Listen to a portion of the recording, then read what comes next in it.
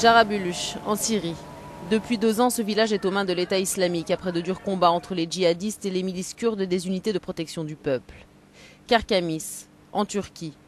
À peine 500 mètres séparent les deux villages, pourtant la guerre civile qui fait rage en Syrie les a complètement coupés l'un de l'autre. La frontière turco-syrienne s'étend sur 950 km, mais elle ne suit aucune barrière naturelle, fleuve ou montagne. Elle est matérialisée par une simple ligne tracée après la Première Guerre mondiale. Si des familles ont été séparées, les liens ne sont pas rompus pour autant. Ici, pendant un siècle, la contrebande a été une activité normale. La famille d'Ali Yilmaz habite juste à côté de la frontière. Elle a déjà accueilli des dizaines de réfugiés syriens.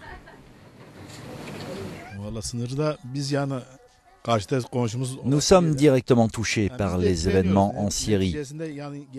Ceux qui fuient sont des êtres humains. Ils sont comme nous. Ils échappent à la cruauté du régime avec leurs enfants. Ils ont peur des soldats à la frontière. Quand ils traversent les barbelés, ils déchirent leurs vêtements. Ils perdent leurs chaussures. Depuis leur maison, les Yilmaz entendent des tirs, des bombes, même si maintenant c'est moins fréquent. Il y a 2 semaines, une explosion a brisé les vitres des fenêtres. Depuis 2 ans, les djihadistes sont devenus nos voisins. Ils ont miné le champ d'à côté. Les gens ne viennent plus par là. Ils ont peur.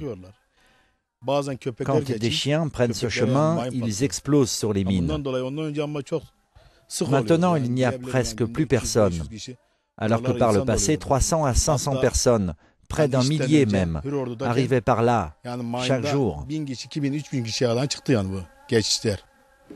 Ali, sa femme, sa mère et ses 4 enfants nous disent qu'ils ressentent la même chose, la même peur que s'ils vivaient du côté syrien de la frontière.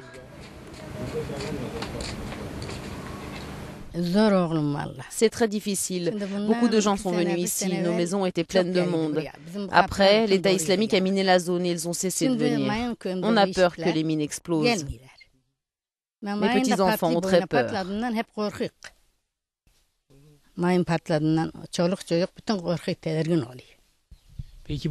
Comment avez-vous aidé ces gens?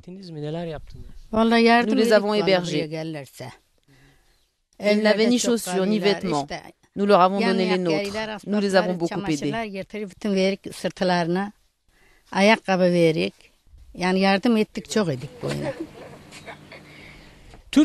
La vie est difficile au point zéro de la frontière turco-syrienne. Bien que le nombre de personnes qui entrent en Turquie a diminué, des réfugiés arrivent encore. Il y a toujours des tirs et des bombardements à proximité de Karkamış et les habitants vivent constamment dans la peur. Bora Bayraktar, Euronews, Karkamış.